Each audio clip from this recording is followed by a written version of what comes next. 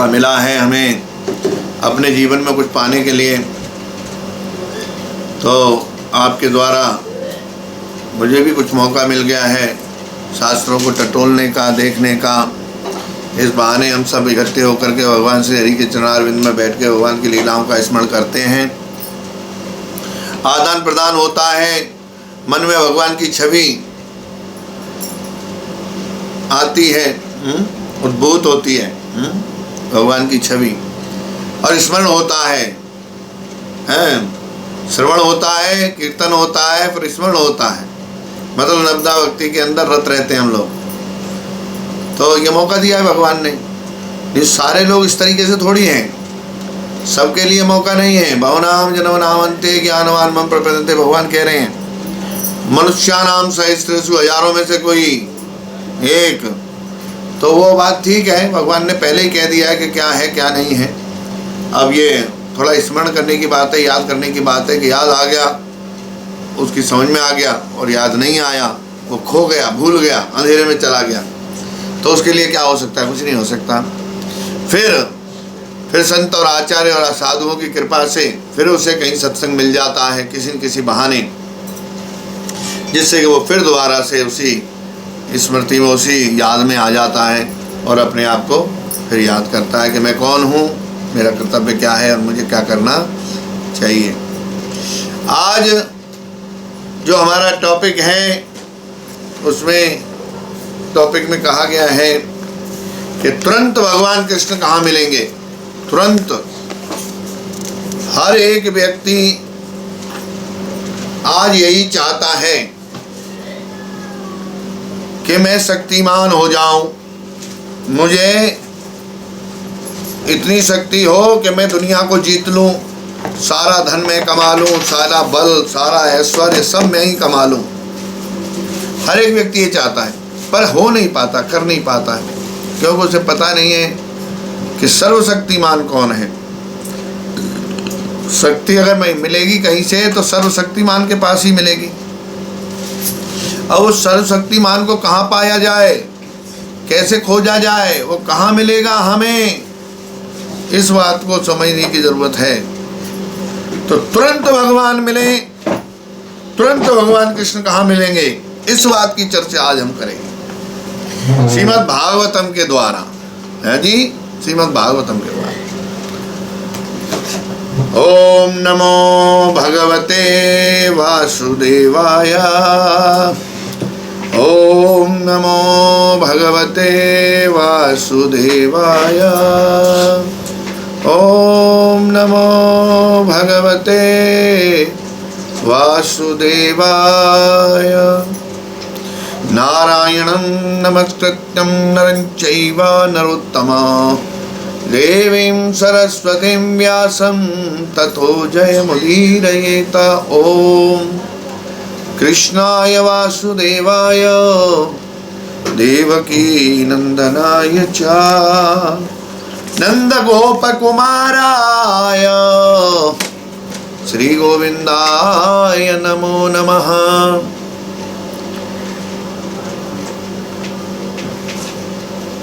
नष्टप्रायेषु भद्रेषु नित्यं भागवत सेवया, भगवत उत्तम श्लोके भक्ति नष्ट की। ओम जगत गुरु श्री प्रभुपाद की जय। नमो विष्णुपदाय कृष्णपृष्ठाय भूतले श्रीमते भक्ति वेदांत स्वामी नामने।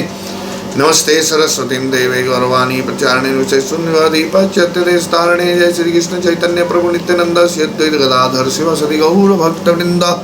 हरे कृष्ण कृष्ण कृष्ण हरे हरे, हरे राम राम राम हरे हरे। तो तुरंत भगवान सर्वशक्तिमान कहाँ मिलेंगे, तो बात शुरू करते हैं हम। श्रीमद् भागवतम का चौथा स्कंद,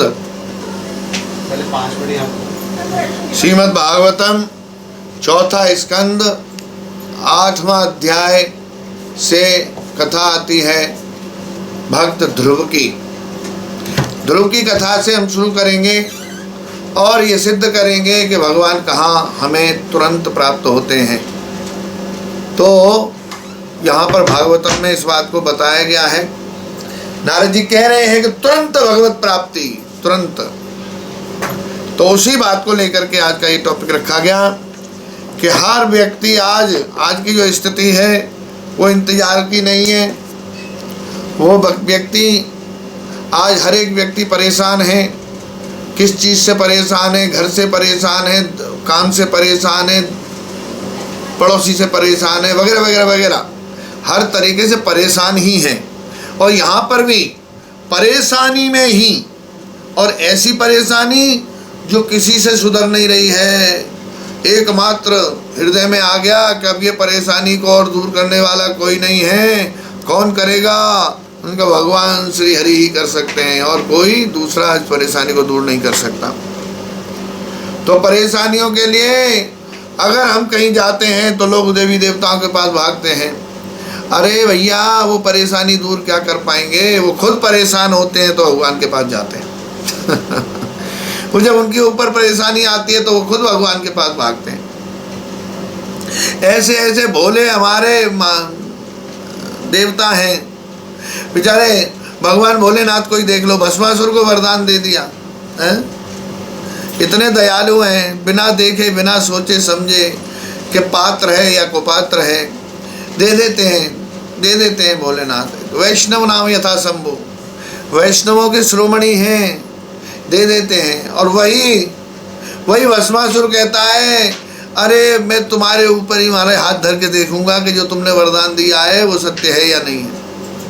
बड़े परेशान भागे भगवान शिव जी भगवान के पास, हे कृष्ण मुझे बचाओ, मुझे बचाओ। उन्होंने देखा मेरा भक्त परेशान है। उन्होंने कहा तुम जाओ, आनंद लो, मैं देखता हूँ। और फिर भगवान ने, आपको पता ही है कि क्या लीला करी कि उस भस्मासुर का भी हाथ उसी के सर पे रखवा दिया। बोलो जय जय श्री राधे।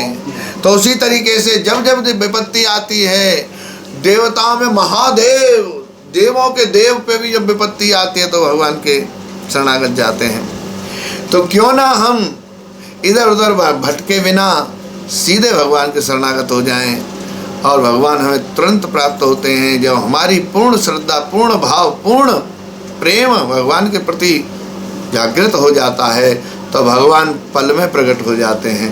आहा, ऐसी कई हजारों कथाएं हैं हमारे, कई हजारों कथाएं हैं जो भगवान प्रकट हुए हैं। तो भक्त ध्रुव की कथा आती है 4 स्कंद के 8वें अध्याय में। मैत्रेय ऋषि विदुर को बता रहे हैं।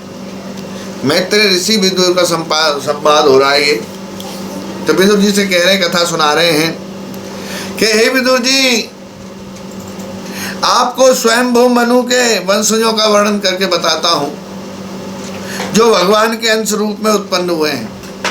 भगवान के ही अंश हैं, भगवान के अंश रूप में जो उत्पन्न हुए हैं स्वयंभू मनु।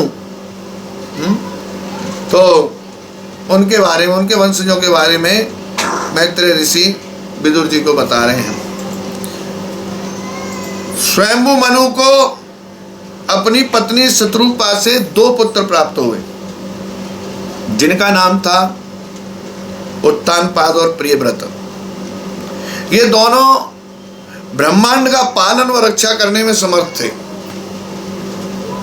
उत्तानपाद की 2 पत्नियां थी, सुनीति और सुरुचि। इसमें सुरुचि जो थी वो राजा को बहुत ज्यादा प्रिय थी, और जो सुनीति थी वो थोड़ा राजा उन्हें इग्नोर करते थे। एक बार राजा सुरुचि के पुत्र उत्तम को अपनी गोद में लेकर के दुलार कर रहे थे सिंहासन पर बैठ के। राज सिंहासन पर बैठ के उत्तम, उनका जो पुत्र था सुरुचि के द्वारा जो उत्पन्न है, वो पुत्र राजा के पास आया तो राजा ने उसे गोदी में उठा करके उसे दुलार करने लगे। आहा, इस बात को देख करके ध्रुव महाराज ने देखा, अरे एक भाई पिता की गोद में है, तो उन्हें भी अंदर से लगा कि मैं भी पिता की गोद में जाकर के दुलार पिता मेरे कर रहे हैं तो मेरे ऊपर भी दुलार करेंगे। ऐसा सोच करके ध्रुव महाराज भी प्रयत्न करने लगे राजा की गोद में जाने के लिए, पर वो जा नहीं पा रहे हैं। गोद में चढ़ने का बड़ा प्रयास कर रहे हैं और राजा उनकी तरफ ध्यान ही नहीं दे रहे हैं, क्योंकि वो उस दूसरे पुत्र का जो प्रिय पत्नी है उसके पुत्र को बड़ा दुलार कर रहे हैं, परंतु ध्रुव महाराज की तरफ वो ध्यान नहीं दे रहे हैं।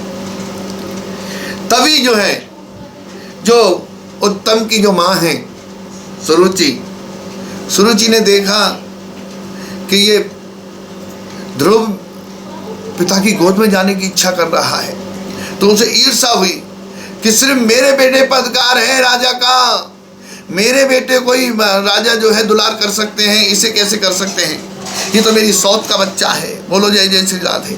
देखिए ईर्ष्या में व्यक्ति सब कुछ भूल जाता है कि वो मेरा क्या है, वो मेरा क्या है। उसको अपनी इच्छाओं की उस अपनी अंदर की जो प्रबल इच्छाएं उन्हें पूर्ण करने के लिए वो प्रबल ईर्ष्या करता है। और उस ईर्ष्या में उसने देखा कि राजा ध्रुव की तरफ बिल्कुल ध्यान नहीं दे रहे हैं, तो राजा को सुनाते हुए कि राजा सुने, उसने बोला, सुरुचि ने कहा कि हे ध्रुव, तुम राजा की गोद और राज सिंहासन पर बैठने के योग्य नहीं हो। तुम प्रयत्न मत करो, तुम उसके योग्य नहीं हो कि तुम राजा की गोद में और राज सिंहासन पर बैठ सको। क्यों? हाँ, ये ठीक है कि तुम भी राजा के पुत्र हो, ये बात ठीक है कि तुम राजा के पुत्र हो, किंतु तुमने मेरी कोख से जन्म नहीं लिया है। हाँ, तुमने मेरी कोख से जन्म नहीं लिया है, इसलिए तुम पिता की गोद में बैठने के योग्य नहीं हो। सिर्फ उत्तम है जो मेरा पुत्र, वही राजा की गोद में बैठेगा। तुम गोद के लायक नहीं हो। मेरे बच्चे, मैं तुम्हें पता नहीं, तुम मुझसे नहीं, मेरे गर्भ से उत्पन्न नहीं हुए हो, तुम दूसरी स्त्री से जन्मे हो, इसलिए तुम ये कोशिश मत करो, ये संभव नहीं है। आहा। और हाँ, अगर तुम राज सिंहासन पिताजी की गोद में बैठना चाहते हो तो तुम्हें भगवान नारायण को मनाना होगा, उनके लिए तपस्या करनी होगी, और उनके प्रसन्न हो जाने के बाद जब वो प्रकट हो जाएं तब उनसे वरदान मांगो कि हे भगवान, मैं जो है माता सुरुचि के गर्भ से जन्म लूं और अपनी पिता की गोद में बैठूं। आहा। ये बात जब कह रही है वो कि तुम्हें भगवान की तपस्या करनी होगी, और तुम्हारा जब अगला जन्म होगा वो जब तुम मेरी गर्भ से जन्म लोगे तब तुम राजा की गोद में बैठ सकते हो। ऐसे वचन सुन के, ऐसी बात जब सुनी ध्रुव महाराज ने तो बड़े दुखी हुए। उनका जो उत्साह था राजा की गोद में चढ़ के बैठने का, वो उत्साह वहीं की वहीं क्रोध में बदल गया, और वो ऐसे जैसे कि किसी सांप में डंडा मारा हो और वो सांप फुंफकार रहा हो, उसी तरीके से वे लंबी लंबी सांस लेने लगे, पर कुछ छोटे थे, कुछ कह नहीं सकते थे, कर नहीं सकते थे। लंबी लंबी सांस लेने लगे, और जब उन्होंने देखा कि मेरे पिताजी भी इस बात को सुनने के बाद चुप बैठे हैं, तो उन्हें और ज्यादा दुख हुआ कि मेरे पिताजी जो मेरे पिता हैं वो भी मुझे नहीं देख रहे हैं, और माँ ऐसे बोले जा रही है और वो मुझे गोद में उठा के नहीं बिठा रहे हैं। तो हृदय टूट गया, और वो गुस्से में कुछ कह नहीं पाए और वहां से चल दिए। और चलने के बाद जब थोड़ा सा चल के फिर पीछे मुड़ के देखा कि हो सकता है पिता मुझे फिर बुला लें, परंतु पिता के मुखार बिंद पे कोई भी इतना सा भी कुछ भी नहीं था कि उनके अंदर ऐसा कोई भाव हो कि मेरा पुत्र रूठ के जा रहा है, उसे बुला लिया जाए। उन्होंने एक बार मुड़ के देखा, परंतु राजा ने उन्हें नहीं बुलाया। वो रोते हुए और गुस्से में अपनी माता सुनीति के पास पहुंचे। वहां पहुंचे, जब माता ने देखा तो माता के सामने माता ने देखा कि बच्चा बड़े गुस्से में है, होठ फड़फड़ा रहे हैं और रोए जा रहा है, और गुस्से में है, होठ फड़फड़ा रहे हैं और रो रहा है। तो माँ ने तुरंत, अरे मेरे बच्चा क्या हुआ तुझे, और उसे गोद में उठा लिया। हाँ, मैया सुनीति ने उन्हें तुरंत गोद में उठा लिया और बोली, क्या बात है लाला। उन्होंने रोते हुए मैया को सारी बात बता दी। मैया सुनीति सुनकर के बड़ी दुखी हुई कि हाँ मेरा भाग्य, अपने आप को लज्जित करने लगी, अपने आप को बड़ी दुखी हुई, बड़ी ग्लानि, बड़ी ऐसी असहनीय जो दुख उन्हें पड़ा, तो बड़ी लाज आने लगी कि मेरे बच्चे को उन्होंने नहीं लिया। बहुत बड़ा शोक करने लगी, बड़ा पश्चाताप करने लगी और रोते हुए बोली कि बेटा तुम गुस्सा ना करो, तुम चुप हो जाओ, तुम गुस्सा ना करो, तुम किसी का अमंगल करने की बात मत सोचो। तुम जो गुस्से में सोच रहे हो कि मैं कुछ कर डालूंगा, ऐसा मत सोचो मेरे लाल, ऐसा बिल्कुल मत सोचो। जो दूसरों को दुख देता है वह खुद बड़े दुख को भोगता है, बहुत बड़े दुख को वो खुद भोगता है। और बेटा जो सुनीति ने कहा है वो बिल्कुल सत्य है। वो इसलिए कहा कि तुम्हारे पिता मुझे अपनी पत्नी तो क्या अपनी दासी भी नहीं समझते, वो मुझे अपनी दासी भी नहीं समझते। वो मेरे पास आने में उन्हें लज्जा आती है, वो मुझे स्वीकार नहीं करते, उन्हें शर्म आती है, उन्हें मेरा नाम लेने से भी शर्म आती है कि ये मेरी पत्नी है, ऐसा कहने में उन्हें शर्म आती है। इसलिए ये सत्य है कि तुमने एक अभागी माँ की कोख से जन्म लिया है, ये सत्य है। वो अपने आप को कोस रही है, सुनीति अपने आप को कोस रही है। और परम भक्त की माँ, देखिए कहते ना कि जो सत्य के साथ चलता है, भगवान उसके अंदर के जितने भी विकार हैं उन्हें सफाई करते हैं। दुखों के आधार पर उन्हें कष्ट आते हैं, भक्तों को कष्ट आते हैं, परंतु कष्टों का भक्त को पता नहीं चलता।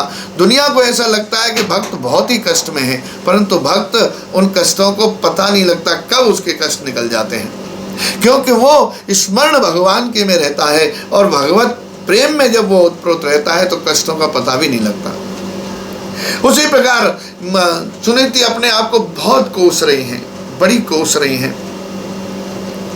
तो उन्होंने कहा कि बेटा तुमने एक अभागी माँ की कोख से जन्म लिया है, तुम अभागी माँ का दूध पी करके बड़े हुए हो, इसलिए बेटा जो तुम्हारी सौतेली माँ ने कहा है तुम्हें वह तुरंत करना चाहिए। एक बात तो यहाँ है, जो व्यक्ति हमसे ईर्ष्या करता है वो व्यक्ति हमें उपाय भी बता देता है कि तुम आगे कैसे बढ़ोगे। वो ईर्ष्या के कारण, द्वेष के कारण अपने कर्तव्यों को भूलता हुआ, अपनी जिंदगी को नरक में, परेशानियों में ले जाता हुआ, उस वक्त उसे लगता है कि मैं जीत गया, परंतु वो ऐसा तरीका बता देता है जिससे वो ईर्ष्या कर रहा है, जिसको वो दुख देना चाहता है, वो उसको ऐसा तरीका बता देता है अपनी बातों से कि उस व्यक्ति को आनंद ही आनंद की प्राप्ति होती है। इसीलिए कहते हैं कि निंदक नियरे राखिए। हाँ, जो हमारा निंदक है उसे पास में रखना चाहिए हमें, क्योंकि जब हम अपनी औकात से बाहर चले जाएं तो निंदक से मिलो जाके, वो तुम्हें अपनी औकात में ला देगा। और जब तुम दुखी होने लगो तो जो तुम्हारी तारीफ करता है उसके पास चले जाओ, वो तुम्हें दुख से हटा देगा। तो ये सिद्धांत बनाया गया है कि निंदक नियरे राखिए, निंदक को हमेशा नियरे रखो। और ईर्ष्या करने वाला तो तुम्हारे सारे पापों को वैसे ही धोता रहता है, वैसे ही धोता रहता है। एक जगह बताया गया कि जो निंदक है, जो ईर्ष्या करने वाला व्यक्ति है, उसको माँ से भी बड़ी उपाधि उसको दी गई। कैसे कि माँ तो अपने बच्चे की गंध पौटी को अपने हाथ से साफ करती है, परंतु जो निंदक है वो जिसकी निंदा कर रहा है उसकी गंदगी को अपनी जीभ से साफ करता है। वो अपनी जीभ से साफ कर देता है, उसके सारे अनिष्टों को, सारे पापों को, उसकी जितनी भी गंदगी है उसकी गंदगी को जीभ से साफ करता है। इसलिए माँ से बड़ी उपाधि बताई है दी गई। तो कहते हैं यहाँ पर ईर्ष्या के कारण सुरुचि ने ध्रुव को ये बता दिया कि तुझे जो है भगवान की तपस्या करके, भगवान को प्रसन्न करके मेरी कोख से जन्म लेना होगा। हाँ, तो बिना भगवान के ये सब कुछ होने वाला नहीं है। तो माँ ने भी कह दिया, सुनीति ने कह दिया कि जो तेरी सौतेली माँ ने कहा है बेटा, तुरंत तुम्हें वही काम करना चाहिए, भगवान के चरण कमलों की पूजा में लग जाना चाहिए। बेटा भगवान इतने महान हैं। फिर भगवान के बारे में बता रही है कि बेटा भगवान इतने महान हैं कि तुम्हारे परदादा ब्रह्मा ने मात्र उनके चरण कमलों की पूजा के द्वारा ब्रह्मांड की सृष्टि करने के योग्य बन गए। तुम्हारे परदादा ब्रह्मा मात्र उनके चरण कमलों की सेवा करने के बाद उनके चरण कमलों की सेवा के द्वारा ही उनको ऐसा पद प्राप्त हुआ कि ब्रह्मांड की सृष्टि रचने के योग्य बन गए। भगवान से बड़ा कोई नहीं है, मेरे लाल उनकी पूजा करो। जबकि वे अजन्मा हैं, सब जीव आत्माओं में सबसे बड़े हैं।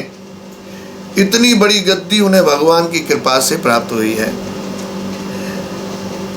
और फिर दूसरे तुम्हारे बाबा स्वयंभू मनु ने भी भगवान की कृपा से भगवान को प्रसन्न करके परम गति को प्राप्त किया। ये मेरे बच्चे, जो गति, जो मुक्ति, जो परम गति देवताओं को भी संभव नहीं है, देवताओं को भी दुर्लभ है। मेरे बच्चे, मेरे पुत्र, मैं तुम्हें भगवान की शरण ग्रहण, ऐसे में तुम्हें क्या करना चाहिए, तुम्हें भी भगवान की शरण ग्रहण करनी चाहिए, क्योंकि वे अपने भक्तों पर बड़े दयालु रहते हैं। वे अपने भक्तों में बड़े दयालु रहते हैं। वे अपने भक्तों का कभी दुख देख नहीं सकते। इसलिए तुम भगवान के चरणों की सेवा करो, भगवान की पूजा करो। हे पुत्र, मुझे और कोई ऐसा नहीं दिखता जो तुम्हारे इस दुख को दूर कर सके। माता सुनीति कह रहे हैं, देवता भी परेशान जब होते हैं तो वो भी भगवान के पास ही जाते हैं, तुम्हें और कहीं जाने की जरूरत नहीं है। देवता भी जब दुख उठाते हैं, उनको भी प्रॉब्लम जब होती है, तो वो भी भगवान से ही अपनी समस्याओं का समाधान के लिए भगवान के शरणागत होकर के उनकी पूजा और उन्हें प्रकट करने की इच्छा प्रकट करते हैं। माता की बात को सुन करके, चित्त में धारण करके ध्रुव ने क्या किया जी, अपने पिता का घर त्याग दिया। जैसे ही पिता का घर त्यागा, अब आप देखिए, जैसे ही हम इस मोह माया भरी इस दुनिया से विलग होकर के भगवान की तरफ बढ़ते हैं, जैसे ही हमारे मन में विचार आता है कि मुझे भगवत प्राप्ति करनी है, मेरे दुखों को और कोई हटा नहीं सकता, मिटा नहीं सकता, उनका नाश कोई दूसरा नहीं कर सकता बिना भगवान के, तो मैं किधर जाऊं, कहाँ जाऊं, भगवान को कहाँ ढूंढूं, इतना मन में विचार करते ही तुरंत भगवान व्यवस्था कर देते हैं, तुरंत ही उसी पल भगवान व्यवस्था करते हैं। तो ये बच्चा, ये भक्त ध्रुव 5 साल का जैसे ही घर से निकला, तुरंत नारद जी महाराज तुरंत प्रकट हो गए। ऐसे ही हमारे जीवन में भी बिना भक्त के, बिना गुरु के, बिना आचार्य के, बिना सत्संग के भगवत प्राप्ति होना संभव नहीं है। हम चाहे कितने भी ज्ञानी हो, कितने भी ध्यानी हो, कितने भी बड़े महात्मा बनते हो, कुछ भी कर लो भैया, बिना गुरु के ज्ञान नहीं और बिना भक्त के भगवान नहीं। बोलो जय जय श्री राधे। इसलिए जब नारद जी को पता चला कि भक्त निकल पड़ा है भगवान को प्राप्त करने के लिए, निकल पड़े हैं ध्रुव, तो उन्होंने तुरंत महाराज तुरंत प्रकट हुए, आए, आकर के अपना पाप नाशक हाथ ध्रुव महाराज के सर पे रख दिया। बोलो जय जय श्री राधे। और बोले, पहले तो सोचने लगे कि ये क्षत्रिय कितने तेजमय, मतलब इतने शक्तिशाली होते हैं, क्षत्रिय बालक है, उनके बारे में सोचने लगे कि क्षत्रिय कितने तेजमय होते हैं कि थोड़ा सा भी अपना मान भंग सहन नहीं कर सकते, थोड़ा सा भी मान भंग सहन नहीं कर सकते। फिर ये तो अभी 5 साल का बालक है? सौतेली माँ ने इतनी सी बेइज्जती क्या कर दी, घर छोड़ के चल दिया। बताओ, बोलो जय जय श्री। नारद जी बोले, हे बालक, तुम अभी इतने छोटे हो, छोटी मोटी बातें तो घर में चलती रहती हैं।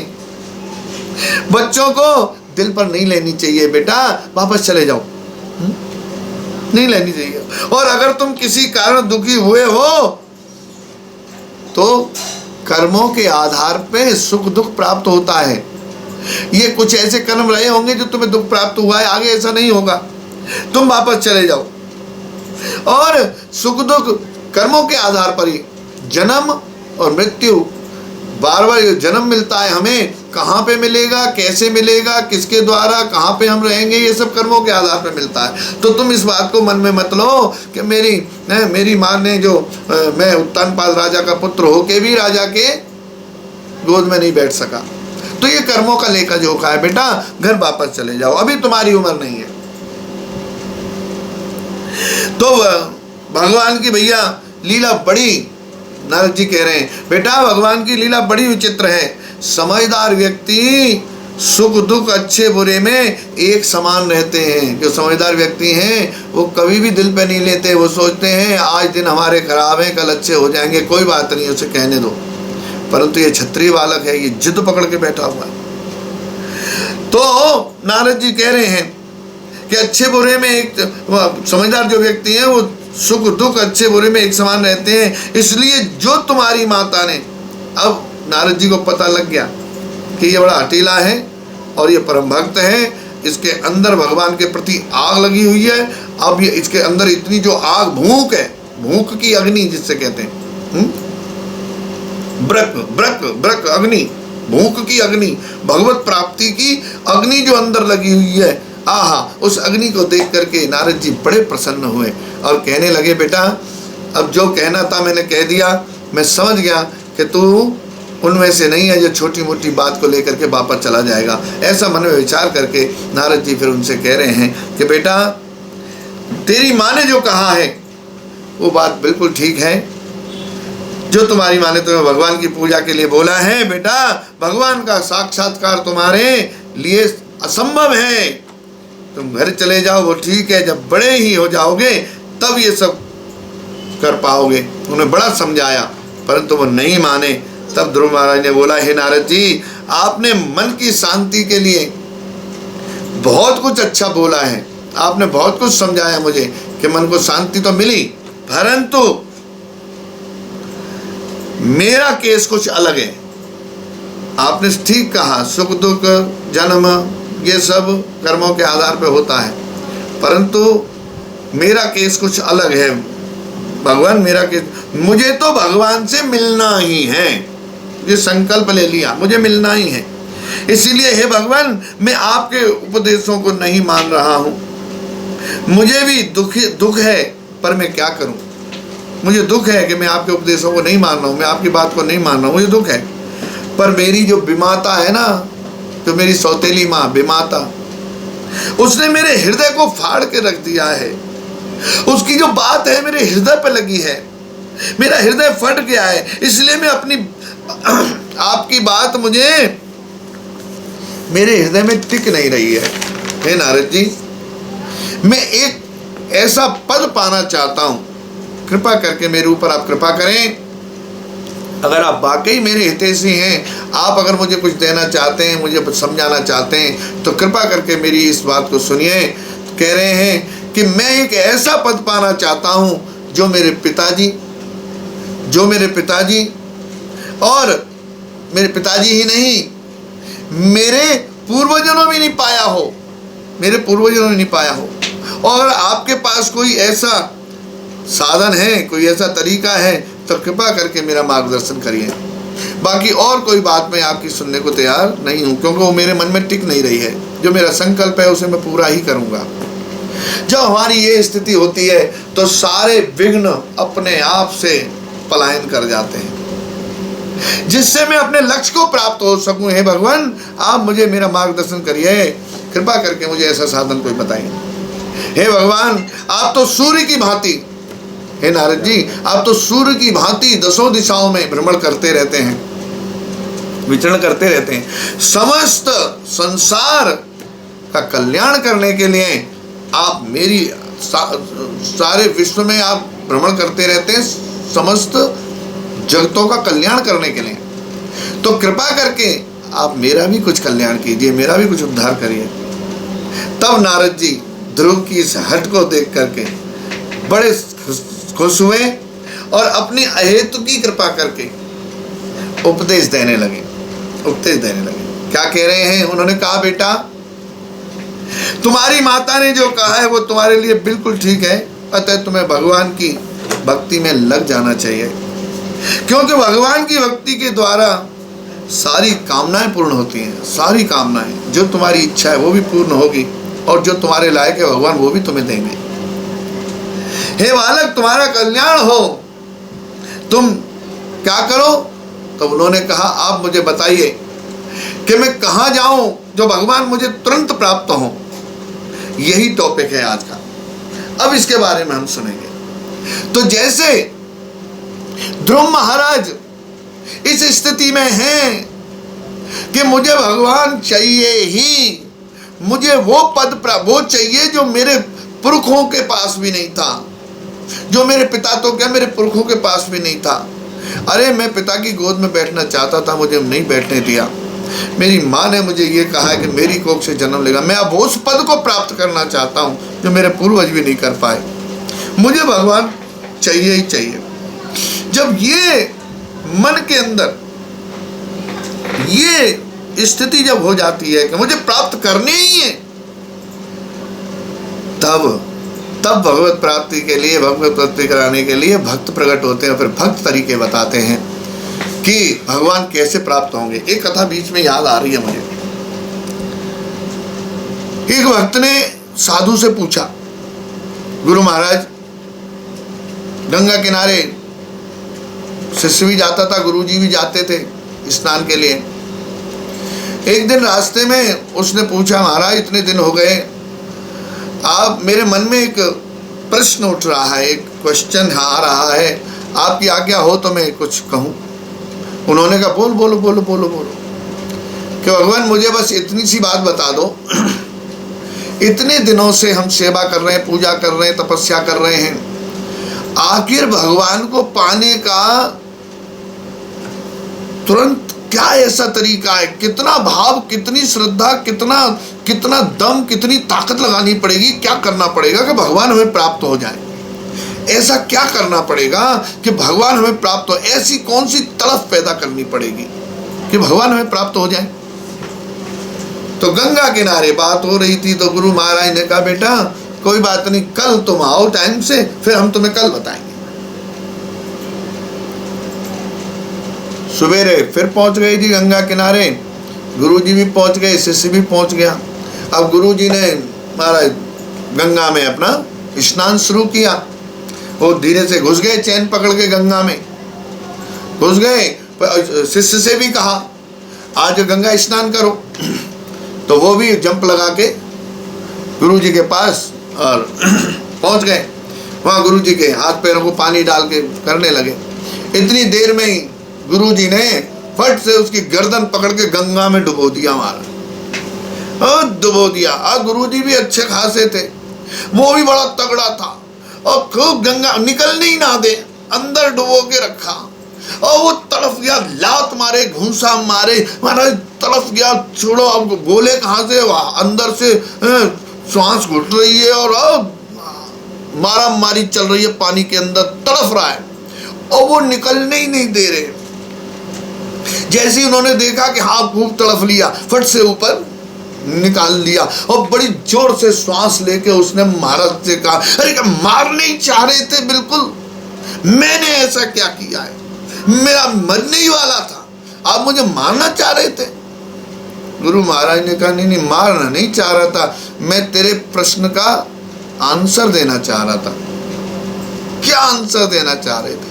कि तूने कहा ना, जब तू नीचे डूब रहा था तो तुझे क्या लग रहा था, क्या महसूस हो रहा था? कि बोला, मुझे ये हो रहा था कैसे ही मुझे श्वास मिल जाए बस, और मुझे कुछ नहीं चाहिए, मुझे अभी थोड़ी श्वास कैसे ही मिल जाए, मैं इनके चंगुल से छूट जाऊं, मार धाड़ कुछ भी करके कैसे ही छूट जाऊं, बस मुझे एक श्वास मिल जाए।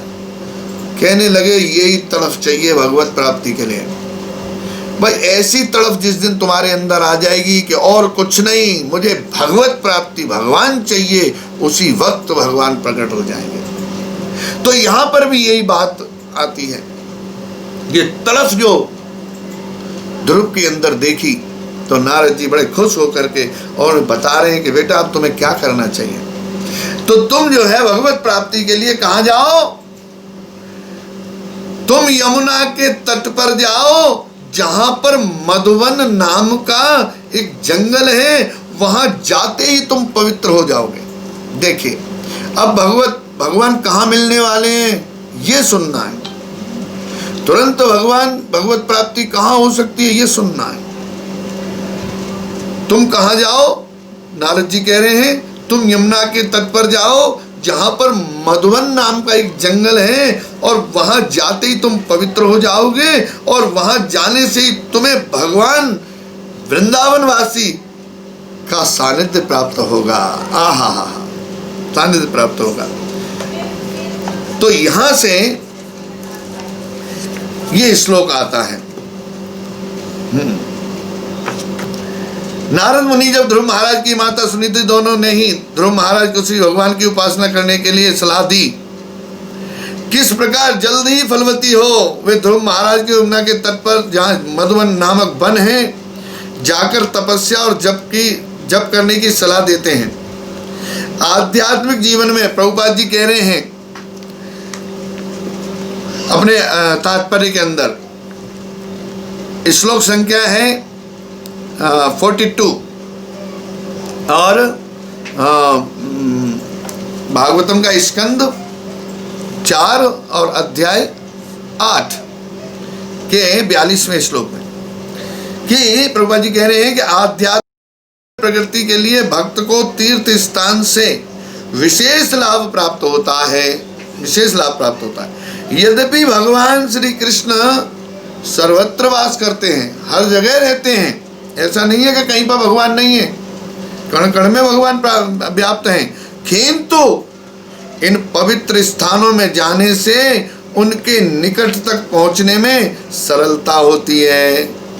क्योंकि ऐसे स्थानों में क्यों होती है सरलता, क्योंकि ऐसे स्थानों में बड़े बड़े साधु, बड़े बड़े महात्मा, बड़े बड़े आचार्य भगवान की स्तुति पूजा और अर्चना करते रहते हैं।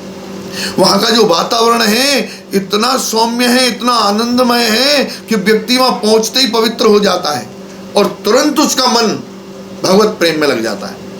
प्रभुपाद जी कह रहे हैं, भगवान श्री कृष्ण कहते हैं कि जहाँ कहीं भी उनके भक्त उनकी दिव्य लीलाओं का कीर्तन करते हैं, भगवान वहीं पे वास करते हैं। बोलो जय जय श्री राधे।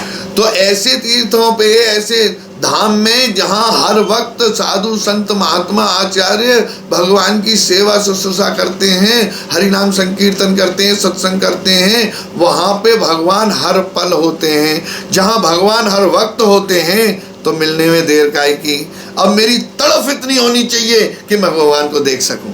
आहा, यहाँ प्रभुपाद जी समझा रहे हैं, भारत में अनेक तीर्थ स्थान हैं, जिनमें से बद्री नारायण, द्वारका, रामेश्वर तथा जगन्नाथपुर भी, ये चारों धाम बड़े प्रसिद्ध हैं, प्रमुख हैं।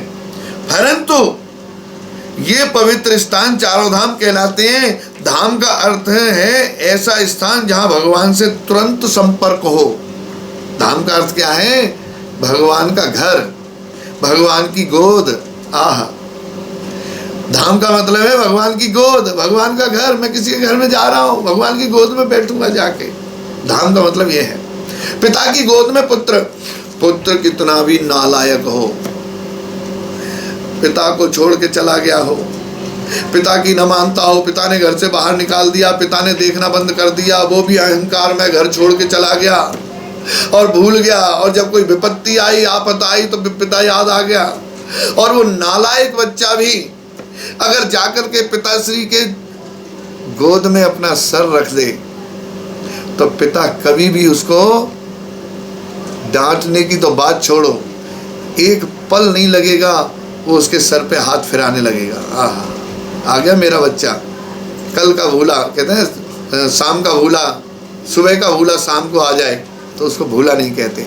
तो यही हमारी जो आत्मा जो हमारा जो जीव है वो जब तक भगवान से नहीं मिलेगा, माँ में वांसो जीव लोके जीव भूत सनातन, भगवान कह रहे हैं ये जितने भी जीव है मेरे अंश हैं, अगर ये अंश अंशी से नहीं मिले तो ये कभी सुख और आनंद की प्राप्ति नहीं कर पाएंगे।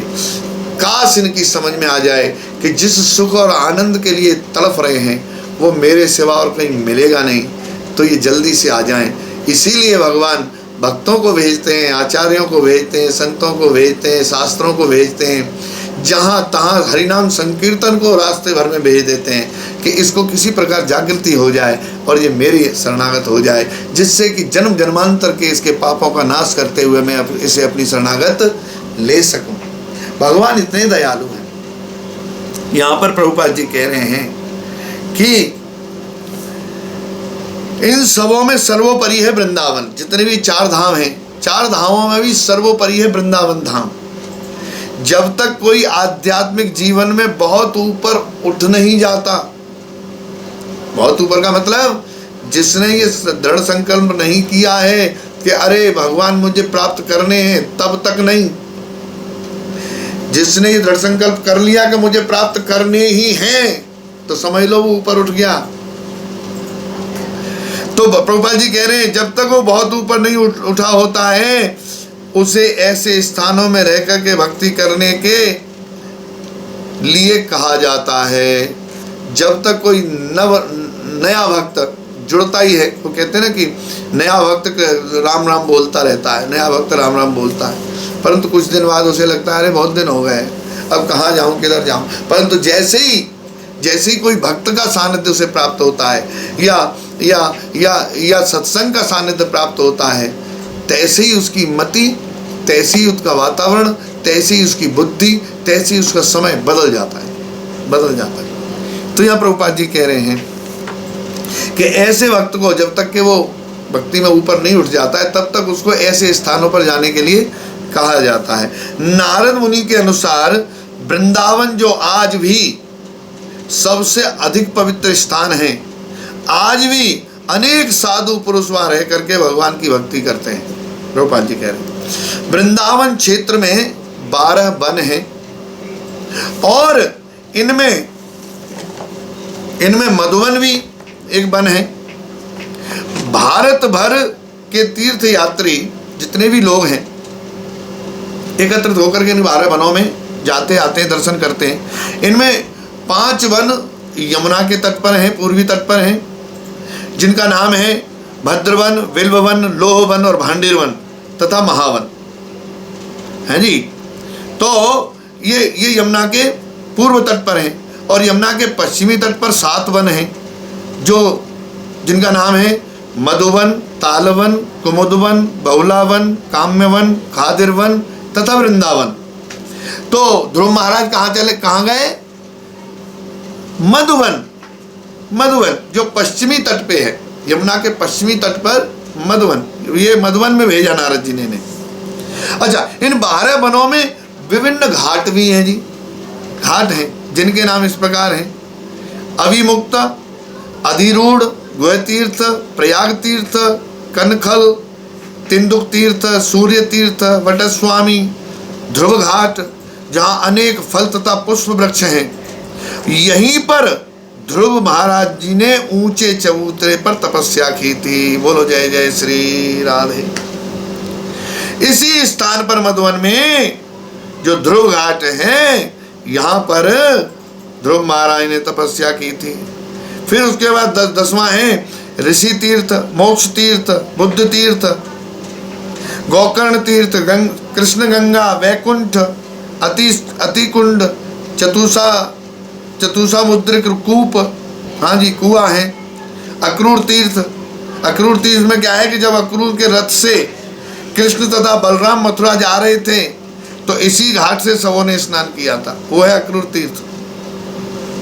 और 19वां है याज्ञिक विप्रस्थान, 20वां है कुब्जा कूप, 21वां है रंग स्थल, 22वां है मंच स्थल, 23वां है मल्ल युद्ध स्थान तथा 24वां है दशाश्वमेध। तो ये जो वृंदावन के अंदर जो यमुना के तट पर जो घाट हैं, इन्हीं घाटों में ध्रुव महाराज जी ने ध्रुव घाट पर तपस्या करके भगवत प्राप्ति करी और उन्हें तुरंत भगवत प्राप्ति हुई। जब वो जाने वाले थे भगवत धाम, तब यान भगवान ने भेजा, अपना विमान भेजा, और विमान में दो उनके पार्षद नंद और सुनंद, सुनंद और नंद दोनों पार्षद आकर के प्रहलाद महाराज से निवेदन करने लगे कि भगवान ने हमें नियुक्त किया है, आपके लिए स्पेशल नियुक्त किया है, आपको भगवत धाम ले जाने के लिए, आप चलिए। तो आगे की कथा इस तरीके से। तो यहाँ पर हम इस जो हमारा टॉपिक था, इस टॉपिक को पूरा करते हुए हम कहते हैं कि हमें भगवान तुरंत प्राप्त होंगे तो कहाँ होंगे? ऐसी जगह पे जिस जगह का नाम है धाम, और धाम में भी मधुवन, मधुवन में भी ध्रुव घाट, और ध्रुव घाट में भी भगवान हमेशा भक्तों के हृदय से, भक्तों के मुखारविंद से और भगवत कथाओं से हमें पूर्ण रूप से प्राप्त हो सकते हैं। अगर हमारा तीव्र इच्छा, तीव्र मन हमारा उन्हें प्राप्त करने के लिए है, तभी ये सब होगा। हरे कृष्णा।